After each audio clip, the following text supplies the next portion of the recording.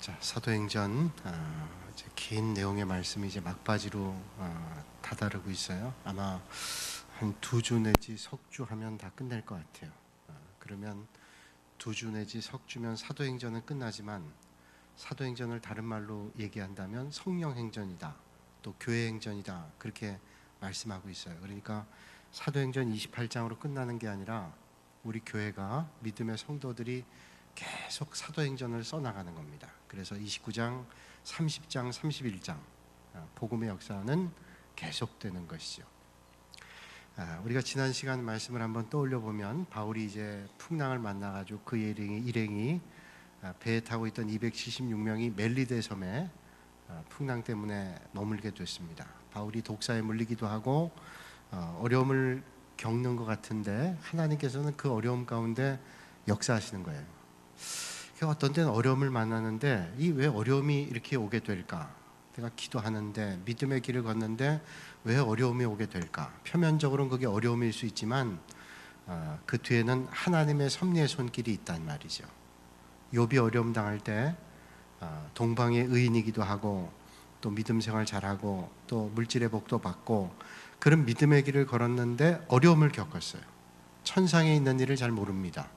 우리는 눈에 보이는 일만 알지 눈 밖에 보이는 걸 잘 알질 못해요.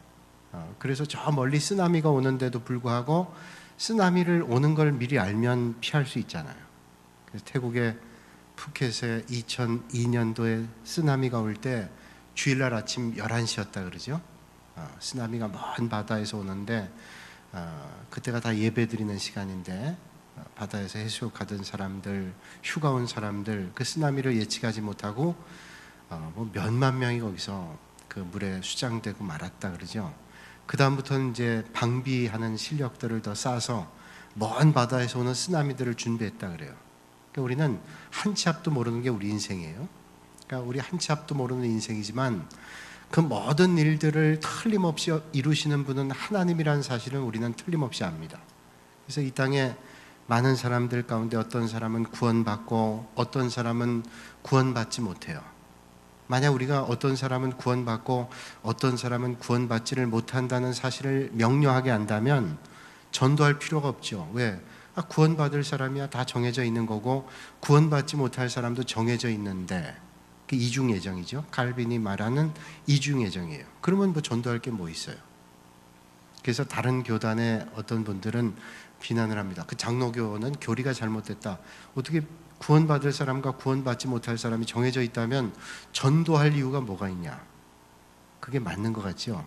근데 하나님은 모든 걸 아시는 게 틀림이 없지만 우리 사람은 몰라요.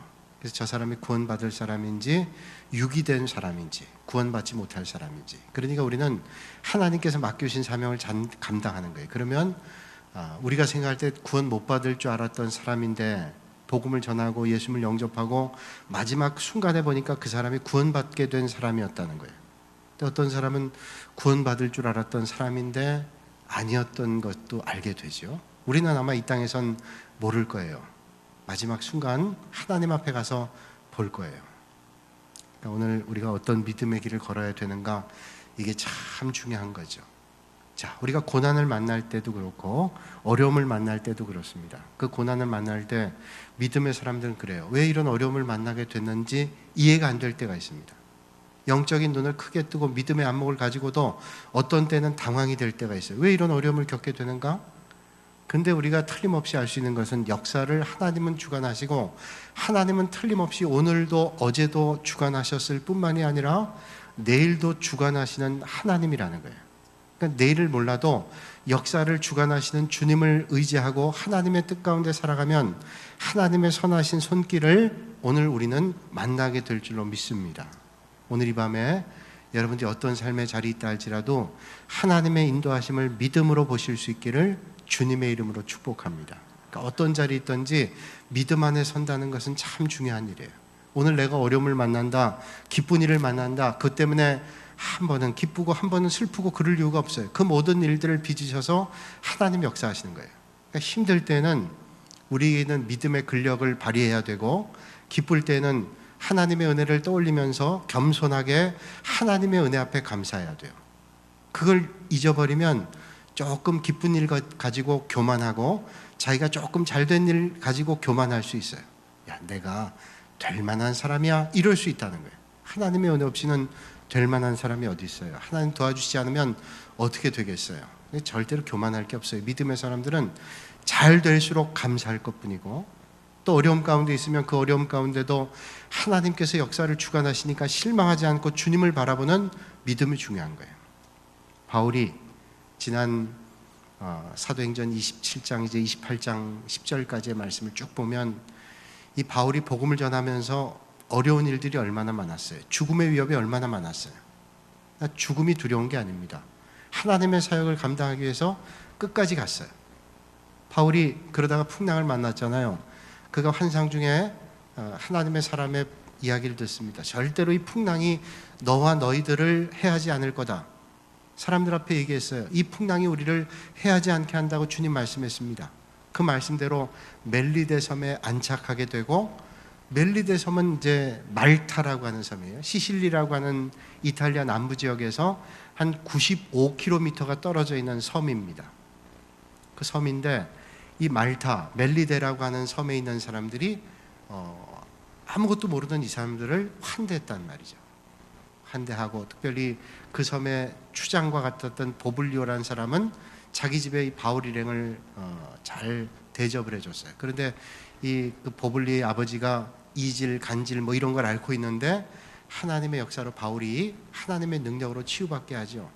그래서 아주 관계가 깊어지게 되고, 야, 바울은 독사에 물려도 죽지 않고 또 그 어려움 가운데 사는 걸 보면서 하나님의 역사를 아마 함께 배에 타고 있었던 사람들이 느꼈을 거예요. 물론 배에 탔을 때도 이 죄수답지 않은 말을 했단 말이죠.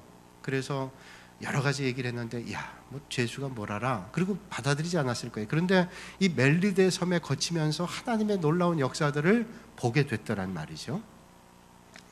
자, 그러면서 이제 멜리데 섬에 다다랐을 때는 정말로 아무것도 없어요. 그 배가 상인들도 타고 있었고 죄수들도 타고 있었고 로마의 병사들도 타고 있었고 여러 업무 때문에 로마를 가기 위해서 탔던 사람들이 많이 있었단 말이죠. 그 당시 로마는 당대 최고의 도시였기 때문에 모든 사람이 가기를 원했던 곳입니다. 그래서 거기에 많은 사람들이 가는데 거기엔 또 얼마나 많은 물건들이 들어가 있었겠어요. 그런데 배가 풍랑을 만나니까 거기에 있는 물건들을 버리고, 심지어는 음식들을 버리고, 배가 운항하는 데 필요한 것들도 버리고 다 버렸어요. 그리고 그 배마저도 쪼개져서 간신히 멜리데 섬에 다다랐단 말이죠. 그러니까 그들이 가진 것은 다 놓을 수밖에 없었어요. 다 놨는데, 그래서 아무것도 없는 줄 알았는데 멜리데 섬에 머물렀다가 하나님의 은혜를 만나고, 그러고 난 다음에 떠날 때에는 이 멜리데 사람들의 사랑을 통해서 채워지는 은혜를 만나게 됐어요. 여러분, 하나님이 인도하실 때 어떤 때는 우리가 풍랑을 만난 것 같아 가진 것들을 다 놔야 되고 또 버려야 되고 없어지고, 그래서 아무것도 남은 거 없다 그렇게 생각될지라도 하나님의 인도하심을 받으면 채워주시고 인도하시는 하나님의 은혜를 만나게 되는 줄로 믿으시길 바랍니다. 여러분, 내가 지금 풍랑이야. 풍랑 때문에 좌절하지 않고, 풍랑의 문제는 뭐냐면 그 풍랑의 시간에 믿음을 잃어버리면 안 돼요. 마귀는 풍랑을 줘서 우리의 믿음을 잃어버리게 하는 거예요. 믿음의 사람은 풍랑 때에도 그때 믿음의 돛을 높이 달고 믿음의 걸음을 걸어야 돼요. 그러면 마귀가 가까이 왔다가도 범접하지 못해요. 여러분, 믿음의 성도들 시험하는데 믿음의 성도들이 그 시험에 넘어지면 마귀는 거기를 안 떠납니다. 아, 이거 봐라. 시험을 주니까 다 흔들려 버려요. 그럼 마귀가 떠나겠어요? 거기에 둥지를 틉니다. 아예. 그래서 계속 믿음의 성도들을 실족하게 하고 넘어지게 하는 거예요. 그런데 아무리 마귀가 시험을 해도 우리는 믿음의 자리로 나오는 거예요. 예배의 자리, 찬양의 자리, 기도의 자리, 말씀의 자리, 이렇게 나오는 거예요. 그러면 마귀가 왔다가도 떠납니다. 왜? 시험에 흔들리지 않으니까. 그 시험을 주면 흔들려 보세요. 마귀가 아주 기뻐가지고 계속 그 일들을 감당한다는 거예요. 자, 멜리데 섬에 바울 일행이 이제 머물렀다가 보블리오 아버지를 치료해주고, 그 다음에 여러 가지 관계를 맺으면서 떠날 때는 어떻게 됐어요? 그 사람들이 풍랑에 만나서 그 섬에 다다랐을 때는 아무것도 없었는데 떠날 때 오늘 말씀 보니까 채워주는 거예요. 채워주시고 돌봐주시는 거예요. 여러분, 오늘도 우리가 믿음으로 살아갈 때 하나님께서 채워주시는 은혜를 만나실 수 있기를 주님의 이름으로 축복합니다. 제가 오늘 이 말씀을 준비하면서 이 고민을 했어요. 이걸 말씀드릴까 말까. 제가 한 15년 전에 말씀드렸던 건데 15년 전에 말씀 들었던 분들은 잊어버리셨을 것이고 또 15년 뒤에 오신 분들은 못 들으셨을 것이고, 혹시 이 말이 제가 자랑하는 거나 혹은 오해할 수 있다면 하나님께서 은혜 베풀어 주셔서 오늘 말씀에 진심만을 받아들이실 수 있기를 주님의 이름으로 축원합니다. 저희 동북교회 올 때 하나님의 은혜였어요. 전혀 생각하지 못했던 동북교회. 저는 목회를 부산에서도 하고 인천에서도 하고 서울에서 주로 했어요. 그 전라도 지역에서는 한 번도 목회를 한 적이 없어요. 그러니까 제가 부교육자를 한 데서 하게 되죠. 그래서 부산에 몇 번 제가 교회를 갈 기회가 있었는데 그러지 못했고, 또 서울에도 몇 번 있었는데 이상하게 그게 자이든 타이든 이게 안 된 적이 많이 있었어요. 근데 이 동북교회는 하나님께서 은혜 주셔서 전혀 연고가 없는 사람을 불러주셨어요. 감사한 일이죠. 이게 하나님 하신 일이에요. 그래서 제가 이 교회로 올 때 그 청빙위원이 5명인가 6명이었는데 그분들이 말씀하시기를 우리 교회는 2가지가 필요합니다. 목사님이 첫째는 교회 건축을 하는데 건축할 수 있는 목사님이 필요하고, 또 하나는 말씀을 잘 전하시는 목사님이 필요합니다. 그런 말씀을 하셨어요. 그래서 제가 그분에게 말씀드렸어요. 그 말씀 잘 전하는 건 모르겠지만 제가 교회를 지으려고 하다가 이 기독공부의 광고를 보고 처음 제가 목회를 하면서 이력서라고 하는 건 처음 내봤습니다. 왜냐하면 제가 부교육자 했을 때는 다 목사님의 추천을 받아서 어떤 교회로 가고 추천받아서 어떤 교회로 갔기 때문에 이력서는 제가 처음 내본 거예요. 제가 왜 그렇게 됐는가 하면, 제가 동순교회 선임 부목사로 있을 때 제가 성경 공부하는 한 300명 정도 모이는 성경 공부를 했어요. 그 교회에서 제일 큰 성경 공부하는데 중직자들이 거의 다 나왔어요. 그래서 2부 예배 시간에 이분들은 1부 예배나 3부 예배를 드리고 그분들 성경 공부하는데 인원이 많이 모이니까 교회 식당에서 성경 공부를 했다고요. 그 성경 공부 나오는 분 가운데 안수 집사님, 권사님 부부가 있는데 그 당시 한 77세 정도 되셨어요. 80세 거의 가까운 분인데 그분들이 교회를 좀 짓기를 원한다. 그분들이 이제 저 평안도 분들인데 이북당 가까운 쪽에 자기들이 살아있는 동안에는 교회를 지을 수 없을 것 같다. 이북에다. 그러니까 가장 가까운 동에 땅을 3군데에 샀는데 1600평, 2000평, 1200평 이렇게 3군데 샀는데 틀림없이 여기 신도시가 된다. 그리고 얼마 안 돼서 지금 파주 문산이 신도시가 됐잖아요.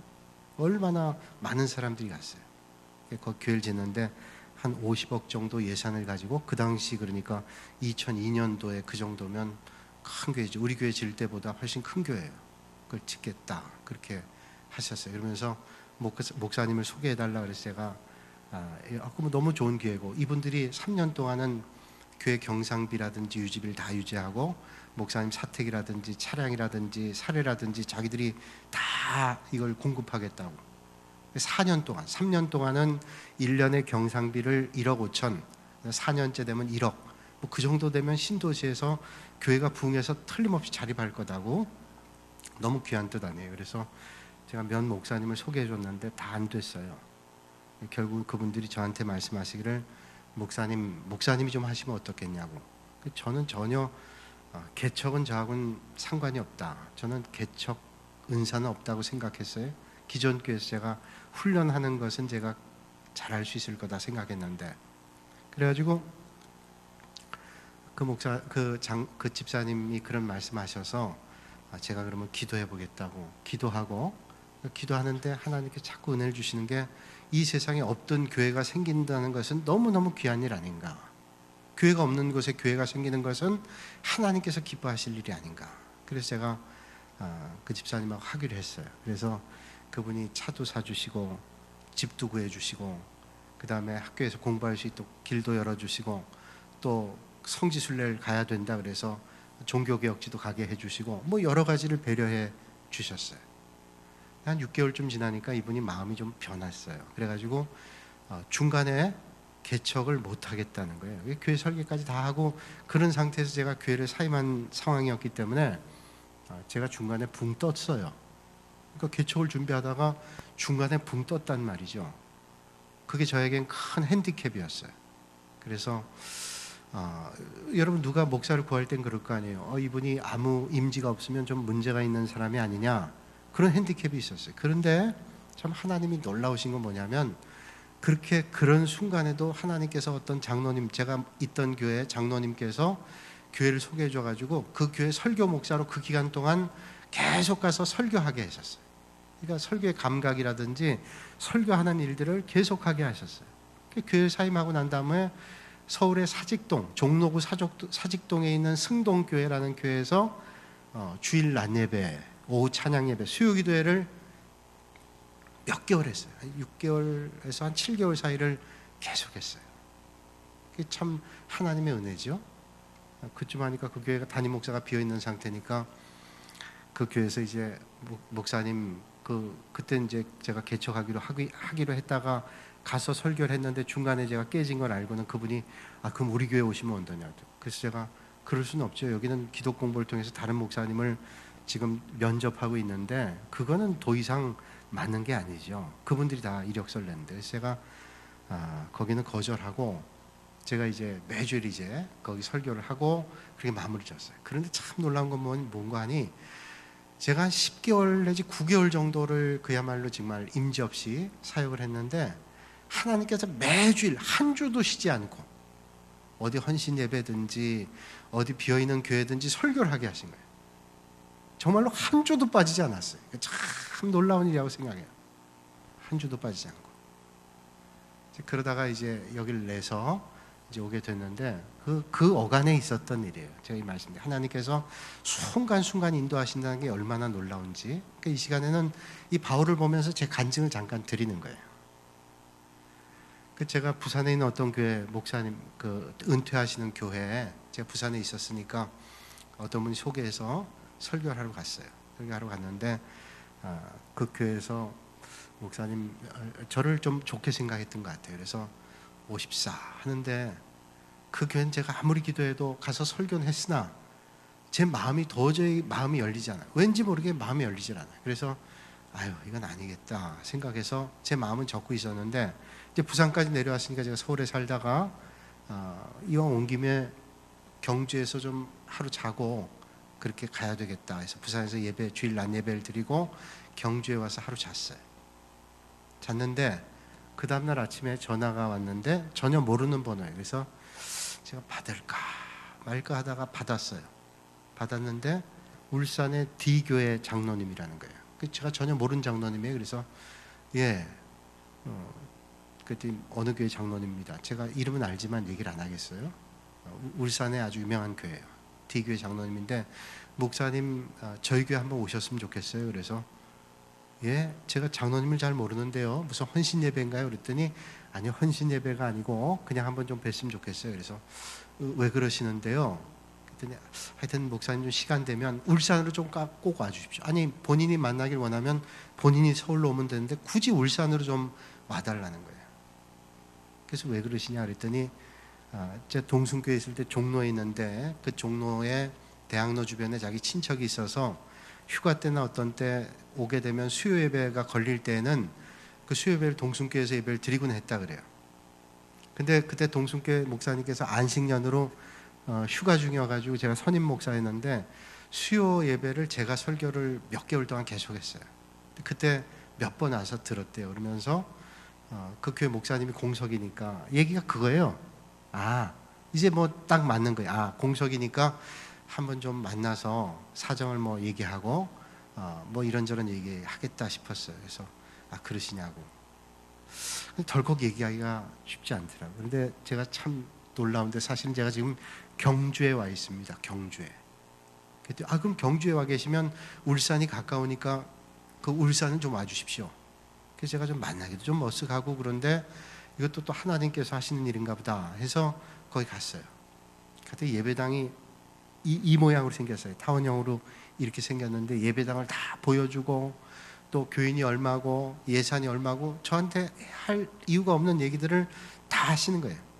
그래서 하시는 말이, 이 교회가 지금 기존 도시에 교회가 있는데 이 교회를 팔고 울산의 신도시에다 교회를 지으려고 하는데, 지금 담임 목사님은 이제 울산의 신도시로 교인들과 함께 그 교회를 짓고 떠나려고 그러고, 또 상당수의 교인들은 우리는 떠나기가 싫습니다. 그래서 우린 여기 있겠습니다. 그래서 교회가 둘로 나눠지게 생긴 거예요. 떠날 사람들과 남을 사람들. 지금 신도시로 간 교회는 아주 커졌고, 기존에 있는 교회도 괜찮은 교회예요. 제가 그 얘기를 듣는 순간 이거 아닌 것 같아요. 그래서 제가 이제는 사람 복은 절대로 안 하겠습니다. 내가 사람하고 목회하겠다고 개척하겠다 그래서 내가 그러는데, 장로님 또 그 말 듣고 제가 했다가는 어떻게 하겠어요. 나중에 알고 보니까 제 친구, 친한 친구가 울산 사람이 하나 있는데 그 교회 출신이에요. 그래서 그 얘기를 듣고 장로님이 어떤 분인지를 다 얘기를 들었어요. 그러시구나. 그러고 이제 오는데 그 장로님이 제 차를 좀 타겠다 그래요. 그래서 왜 어디 뭐 시내 나가실 때 좀 내려드리겠다 그러는데, 예, 좀 갖다 내려주시라고. 그래서 한참 가는데 제 자동차 이렇게 연료 게이지를 보더니, 목사님 저 주유소를 잠깐 대세요. 제가 눈치가 없는 사람 아니잖아요. 그래서 제가 왜요? 그랬더니 잠깐 대세요. 그래서 옥신각신하다 됐어요. 그랬더니 바닥을 치고 있던 기름 게이지를 가득 채워주시고, 갈 땐 또 식사하세요. 그리고 용돈도 주시고. 그래서 참 제가 생각지 못했던 은혜를 많이 만났어요. 그런 일들이 한두 번이 아니었어요. 그러니까 이 광야 생활을 할 때 하나님이 주시는 은혜가 참 많구나, 그런 생각했어요. 그러다가 이제 이 동북교에 왔단 말이죠. 바울의 일생을 제가 돌아보면서 그런 생각해봐요. 바울이 어떤 땐 죽음의 위협을 만나고 또 여러 가지 고통을 당하고 괴로움을 만나지만, 하나님의 일을 감당하는 그 순간에 하나님께서는 틀림없는 구름 기둥과 불 기둥으로 역사해 주신다. 그러니까 여러분, 어떤 자리에 있다 할지라도 하나님의 역사하심을 기대하시고 믿음의 자리에 사시기를 주님의 이름으로 축원합니다. 바울의 삶을 보면 순간순간 역사하시는 하나님의 은혜가 끊이지 않고 계속됐어요. 여러분, 드디어 바울이 드디어 꿈에 그리던 로마에 도착을 했어요. 그 꿈에 그리던 로마입니다. 바울이 로마에 가기를 얼마나 원했어요. 로마는 많은 사람들이 로마를 가기를 원하기도 하지만, 복음을 전했던 바울에게도 정말로 큰 도시, 나중에는 이제 서바나까지, 스페인까지 가기를 원했지만 일단 로마예요. 로마에 가서 복음 전하기를 원했단 말이에요. 그런데 그 바울이 로마에 도착할 때는 전혀 생각하지 못했던 신분이었습니다. 바울이 로마에 가서 복음 전할 때는 아마 전도자의 신분일 줄 알았을 거예요. 그런데 바울이 로마에 도착했을 때는 죄수였다는 거예요. 죄수. 이게 상상이나 했겠어요? 죽음의 위협을 당하고 어려움을 만나기도 했지만, 그가 결국 바울이 로마에 도착했을 때는 죄수였어요. 그런데 바울이 낙심하지 않았어요. 왜 낙심하지 않는지 아세요? 여러분, 오늘 우리가 믿음의 길 걷다가 어려움도 만나고 힘든 일도 만나지만, 믿음의 사람은 그 순간에 어렵고 힘든 일은 틀림이 없지만 낙심은 하지 않아요. 왜 낙심을 하지 않을 수 있는가? 그동안의 삶의 자리에 하나님께서 틀림없이 인도하셨던 하나님의 은혜를 만났기 때문이에요. 여러분, 지난날 나의 삶을 인도하신 하나님께서 그 어간에 역사하신 걸 보면 낙심할 게 어디 있겠어요. 그렇게 인도하신 하나님께서 오늘도 그 하나님의 선한 손길로 인도하시겠다, 그런 믿음의 고백을 우리는 할 수 있잖아요. 근데 여러분, 바울이 이렇게 로마를 죄수로 갔다는 것은 이게 하나님의 또 은혜였다는 거 우리는 잘 알고 있잖아요. 여러분, 기도하는데 왜 고난이 와요? 기도하면 고난이 끝나고 어려움이 끝나고 모든 문제가 해결되고 기쁨과 감사가 넘치는 삶의 자리가 되어야 되잖아요. 그런데 기도할 때 고난은 기도가 응답되는 하나님의 섭리가 될 수도 있다는 거예요. 고난이 올 때 기도하지 않는 사람과 기도하는 사람 달라요. 왜? 기도하는 사람은 이 고난을 통해서 하나님께서 응답하시는 기도의 응답의 역사가 이루어질 수 있지만, 고난을 만나 기도하지 않고 예배 자리를 떠나고 하나님의 은혜의 자리를 떠나면 하나님과 상관이 없어요. 여러분, 오늘 이 밤에 어떤 자리에 있다 할지라도 하나님을 바라보는 기도의 자리, 예배의 자리, 말씀의 자리, 은혜의 자리 놓치지 않기를 주님의 이름으로 축원합니다. 여러분, 바울이 이제 복음 전하다가 예루살렘 가잖아요. 예루살렘 갈 때 바울이 그랬어요. 내가 예루살렘 갈 때 어떤 일을 만날지 모른다. 짐작했을 거예요. 예루살렘 갈 때 유대 율법주의자들이 가만히 안 있을 거다. 왜? 이 바울이 유대 율법주의자였단 말이에요. 가말리알 문화의 율법의 선생이었던 사람인데 율법을 그들이 볼 땐 배반하고 저 사람이 다메섹 도상에서 예수를 만나가지고 인생이 달라졌어요. 율법주의자들은 배신자입니다. 그가 볼 때, 율법주의자들이 볼 때 바울은 배신자예요. 눈에 가시예요. 저 어떻게 하면 저 제거할까? 율법주의자들은 믿음이 없어요. 하나님을 얘기하지만 하나님을 안 믿어요. 그러니까 하나님의 일을 감당하는 바울이 눈에 가시로 보이는 거예요. 오직 그들이 추구했던 건 뭐냐? 기득권, 권력, 자기들의 주장, 이걸 추구했지 하나님과는 상관이 없어요. 하나님을 얘기하고 율법을 얘기하지만 하나님이 그 안에 없어요. 그러니까 바울이 하나님의 일들을 감당하는데 그걸 방해하죠. 믿음이 그 안에 없기 때문에 하나님의 일을 방해하는 거예요. 여러분, 믿음이 있다면 왜 하나님의 역사를 방해하겠어요? 성령이 그 안에 없는 거예요. 그러니까 유대 율법주의자들이 이제 바울이 예루살렘으로 한번 오기만 해라, 잘 된 거예요. 율법의 총산에 오게 되면 가만히 안 있으려고 그랬어요. 저건 어떻게든지 없애야 되겠다. 그래서 사도행전 23장 12절에서 13절 말씀 보면 날이 새매 유대인들이 당을 지어 맹세하되 바울을 죽이기 전에는 먹지도 아니하고 마시도 아니하겠다고 맹세한 자가 40여 명이었더라. 자, 바울이 오면 가만 안 두겠어. 이런 사람이 내가 그를 해하기 전에는 먹지도 마시도 않겠다. 그러니까 바울 내가 없애기 전엔 내가 절대로 먹지도 마시도 않겠다. 독이 오른 거예요. 여러분, 안 먹어요. 내가 저거 해하기 전엔 안 먹겠다. 얼마나 이게 악한 거예요. 그러니까 바울이 예견했던지 몰라요. 내가 예루살렘 가면 어려움이 있을. 그러나 그 어려움보다 바울은 하나님의 역사를 중요시했기 때문에 갔어요. 로마에 갔습니다. 그러니까 바울이 예루살렘에 가서 결국은 송사를 당하게 되잖아요. 그래서 거기서 재판을 받고 나는 로마의 시민권 가지고 있기 때문에 여기서 나는 그 받아들일 수 없다. 그러니까 어떻게 해요? 로마의 가이사에게 가겠다. 그래서 로마에까지 가게 된 거예요. 그러니까 여러분, 이게 참 하나님의 은혜가 뭐냐면 거기서 만약에 빨리 붙들리지 않았더라면 그 유대 율법주의자들의 하수인들이나 율법주의자들에 의해서 죽임을 당했을 거예요. 근데 로마의 군인이 오히려 보호해 준 거예요. 그래서 로마의 병영에서 그 예루살렘 거기 주둔하고 있던 로마의 병영에서 있다가 가이사랴라는 곳으로 옮기게 되잖아요. 그래서 로마로 이제 옮겨가게 돼요. 이 로마의 병사들이 다 이게 돌봐줬어요. 참 놀라운 일이에요. 누가 만약에 사설 경호원을 돈을 써서 한다 그러면 아마 돈을 감당을 못할 거예요. 누군가 나를 좀 보호해달라고 돈을 줘서 사람을 쓴다 그러면 얼마나 많은 돈을 들였겠어요. 바울은 돈 하나 안 들이고, 물론 죄수의 신분이긴 하지만 하나님께서 바울을 통해서 하나님의 역사를 이루기 위해서 그 일들을 다 이루신 거예요. 참 놀라운 일이죠. 그 로마로 가요. 바울은 로마로 가길 원했는데 물론 죄수의 몸으로 가지만 여러분, 로마까지의 거리가 얼마나 먼데요. 육로로 간다 그러면 터키를 지나서 그리스를 지나서 그리고 배를 타고 이탈리아를 가야 돼요. 배를 타고 가도 이게 한참 동안 몇 달을 걸려서 가야 될 길이에요. 그 당시에 큰 배가 있어요. 큰 배라 할지라도 풍랑을 만나면 보장할 수 없는 그 거리고, 육로로 간다 그러면 강도의 위협이 있고 산의 위협, 강의 위협, 여러 가지 굶주림의 위협, 맹수의 위협이 다 있단 말이죠. 그런데 그 길을 가는데 참 하나님이 놀라운 게 로마의 그 병사들 호의를 받으면서 하나도 뱃삭도 내지 않고 여비도 드리지 않고 로마까지 가는 거예요. 참 놀라운 일이에요. 전혀 생각하지 못한 일로 하나님의 역사를 이루는 거예요. 그럼 우리가 생각해 보죠. 내 인생 내 뜻대로, 내 계획대로, 내 생각대로 안 된다고 좌절할 이유가 없어요. 내가 오늘 믿음 안에 있다면, 하나님의 말씀을 의지하고 믿음 가운데 있다면 왜 내 생각대로 안 돼? 왜 내 뜻대로 안 돼? 왜 내 판단대로 안 돼?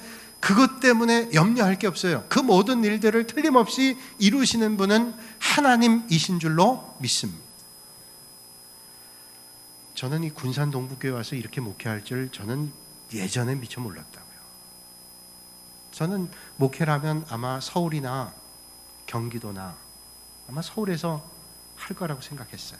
또 그럴 기회도 여러 번 있었고 제가 마음만 먹었으면 할 수도 있었어요.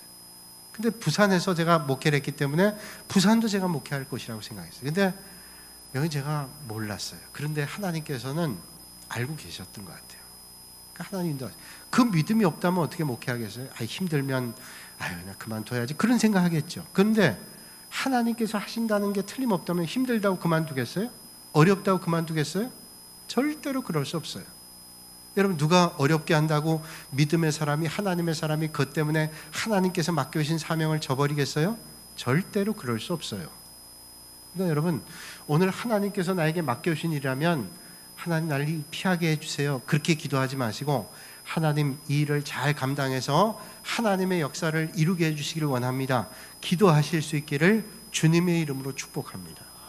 제가 그렇게 기도해요. 하나님, 저는 지혜도 부족하고 능력도 부족하지만 하나님께서 은혜 주시면 하나님의 일을 잘 감당하게 될 줄로 믿습니다. 그런 믿음의 동역자들을 함께 하게 해주시면 잘해요. 우리 교회가 잘 되고 있잖아요. 제가 우리 교회 오신 목사님 몇 분 계시잖아요. 물어봤어요.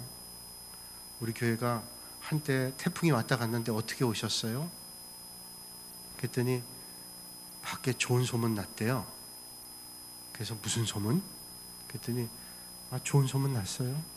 그래서 여기 가라 그랬대요. 그래서 내가 얼마나 감사한지, 거기는 태풍이 빨리 지나가서 빨리 해결됐구나. 오늘 또 물어봤더니 그랬대요. 이게 얼마나 감사한지. 그런데 틀림이 없어요. 하나님께서 은혜 베풀으셔서 좋은 일들이 얼마나 많은지, 우리 믿음의 성도들이 오늘도 선교하는 일이나 또 하나님의 역사를 이루는 일들에 얼마나 아름답게 쓰임받는지, 우리 교회가 그 귀한 일들에 앞장서 올 한 해 동안 세상에서 소금과 빛이 되는 역사가 이루어지게 될 줄로 믿습니다. 제가 목회자로 참 기뻐요.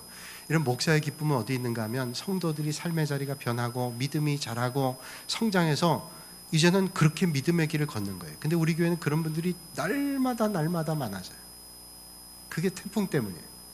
유라굴로 광풍이 그들을 죽게 하고 멜리데섬에 그들을 떨어뜨리는 건 줄 알았는데, 멜리데섬이 그 사람들을 축복하는 은혜의 자리였고, 풍랑이 하나님의 은혜를 만나는 축복의 자리였다는 거예요. 여러분, 이 밤에 여러분 삶의 자리에 풍랑이 와요? 그러면 그 풍랑의 시간에 하나님을 더 의지하실 수 있기를 주님의 이름으로 축원합니다. 풍랑이 오면요, 풍랑 때 그 배에 있었던 사람들이 어떻게 했어요? 버려요. 뭘 버려요? 그 안에 쓸데없던 걸 다 버립니다. 쓸데없던 게 없었겠죠. 그러니까 중요한 것만 남겨두는 거예요. 그러니까 그 배 안에 있었던 물건들, 상인들은 장사하는 물건이 필요했겠죠. 그러나 살기 위해서는 그 판 장사가 물건이 필요 없어요. 버렸어요. 심지어는 이제 풍랑이 심해지니까 그 물건 가지고 안 돼요. 이젠 그 배를 운항하는데 아주 기본적인 것들만 놔두고는 다 버렸어요. 나중에는 배 무게가 무거워서 음식마저도 버렸어요. 음식도. 그 음식을 버린다는 건 뭐예요? 이제 며칠 굶으면 죽는데 그것마저도 버렸어요. 그 음식보다 중요한 건 생명이잖아요. 나중에 더 했더라면 사람 몇 명을 물속에다 버렸을지도 모르겠어요. 생각해보면 우리가 풍랑을 만나고 어려움을 만나면 우리를 다시 한번 보게 돼요. 우리의 삶의 자리를 다시 보면서 내가 다시 한번 믿음 안에 서면서 버려야 될 것들을 버리고 하나님을 의지해야 될 것, 붙잡아야 될 것들을 붙잡는 시간이 되는 거예요. 그래서 여러분, 옥석이 가려지잖아요. 풍랑이 한번 오고 가면 옥석이 가려져요. 이게 옥이었구나, 이게 돌이었구나, 그거 다 가려지는 거예요. 희한한 일이에요. 이게 옥인 줄 알았는데, 이게 빛나는 옥인 줄 알았는데 풍랑이 오고 나니까 이게 버려야 될 거구나. 풍랑이 없을 땐 배 타고 갈 때 이 금은 보화가 귀중한 줄 알았더니 그게 아무것도 아니었어요. 생명보다 귀중한 게 아니었어요. 버려야 되는 거예요. 그래서 때때로 오늘 우리에게 오는 풍랑이 힘겹고 어렵지만 우리의 믿음의 성장을 위해서, 믿음의 삶을 위해서 얼마나 큰 축복인지를 몰라요. 오늘 이 밤에 바울의 여정을 통해서, 로마에 가는 그 여정을 통해서 하나님께서 인도하셨던 바울의 여정을 보면서 우리의 삶의 여정도 하나님께서 틀림없는 손길로 인도해 주심을 믿으시고 믿음으로 반응하실 수 있기를 주님의 이름으로 축원합니다. 그래서 이 바울의 이 일들을 보면서 참 얼마나 감사한지 몰라요. 그래서 로마에 온 바울의 심정이 어떻게 벅찼을 거예요. 죄수지만요, 바울이 로마에 왔으니 얼마나 벅찼어요. 하나님께서 이렇게 인도하셨구나. 내가 생각하지 않았던 죄수예요. 그러나 가슴이 벅찼어요. 왜? 하나님께서 그토록 원했던 길을 이렇게 인도하셨구나. 그리고 이제 로마에 가서도 만나는 일들을 보세요. 이제 다음 주에 그 얘기를 하겠지만 만나는 일들을 보면 하나님께서 그 일들을 통해서 하나님의 역사를 하시는 거예요. 제 은사이신 정장복 총장님께서 그런 말씀하셨어요. 장신대 교수였잖아요. 제가 위임받을 때 장신대 설교학 교수로 와서 저한테 이제 권면의 말씀을 해주셨는데 그때는 장신대 교수였었어요. 근데 그리고 제가 온 지 얼마 안 돼가지고 한일장신대 동창회에서 적극적으로 추천해가지고 한일장신대 총장이 되셨어요. 그 총장님 저한테 그런 얘기 하셨어요. 한 번도 본인은 한일장신대 총장이 될 거라는 생각 안 하셨대요. 근데 와서 생각해 보니까 제일 먼저 교수 일을 한 게 한일장신대예요. 옛날 한일여자신학교 때, 그러니까 이 목사님께서 석사학위를 마치고 제일 첫 번째 교편을 잡으신 게 한일신학교, 여자신학교였대요. 거기서 첫 번째 교편을 잡으셨다가 마지막 은퇴를 한일장신대 한다. 야, 이 하나님께서 생각하지 못했던 길로 인도하셨고, 그래서 정말로 애정을 가져서 이 한일장신대를 정말로 잘 이끄셨어요. 그래서 빚이 한 50억 있었던 학교를 오히려 한 100억 정도를 더 남겨두고 빚을 다 갖고 한 100억 정도를 발전기금으로 만들어 놓고 가셨어요. 정말 한일장신대 발전 위해서는 너무너무 귀하게 쓰신 거예요. 많은 분들이 얘기했어요. 저도 생각했는데 저렇게 추진력 있고 능력 있는 분이 총장으로 오셔서 틀림없이 이 신학교가 좋아졌어요. 총장님이 사석에서 그런 얘기 하세요. 이제 목사님이 이제 교직을 얼마 안 남겨두시고 하나님 앞에 기도하기를 내가 마지막으로 총장으로 좀 섬길 수 있는 기회를 주시면 좋겠다 기도하셨대요. 기도하셔서 장신대 총장을 2번을 지원했는데 2번 다 안 되셨어요. 8대7, 이사가 15명인데 8대7, 8대7로. 이제 그 이사 가운데는 여러 지역이 있는데 우리 전라도 지역이 좀 이사가 부족했던 모양이에요. 그래서 다들 생각하기에는 총장으로 충분한 분인데 안 되셨어요. 8대7, 8대7로. 그래서 한일장신대 총장에서 동창회 적극적으로 추천해서 되셨는데 제가 볼 때는 한일장신대가 이 복이다 그런 생각했어요. 오히려 더 잘 됐다.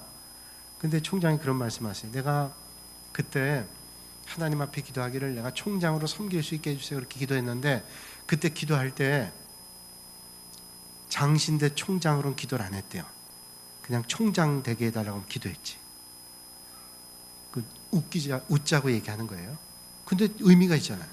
기도할 때 구체적으로 하나님 앞에 구체적으로 해야 된다는 메시지도 있지만 어떤 때는 내 생각으로 내 판단으로 내 어떤 의지로는 야 이게 라고 생각하는데 하나님께서 우리를 인도하시는 길은 전혀 다른 길로 인도하실 수 있어요. 그런데 그 길이 풍랑을 만난 길이 아니라 그 길이 하나님의 역사를 이루는 길이다 라고 한다면 아멘일 수밖에 없잖아요.